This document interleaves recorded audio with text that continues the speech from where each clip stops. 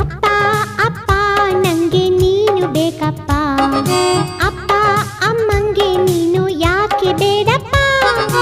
ಅಪ್ಪ ಅಲ್ಲ ಬೆಪ್ಪ ತಿಂದ ಬಿಸಿ ತುಪ್ಪ ಅದೇ ತಪ್ಪಾಗಿ ಹೋಯ್ತಪ್ಪ. ಮಗನೇ ಮಗನೇ ನಂಗೆ ನೀನು ಬೇಕಪ್ಪ, ಬೇಡ ಅನ್ನೋ ಅಮ್ಮ ಕೂಡ ಬೇಕಪ್ಪ.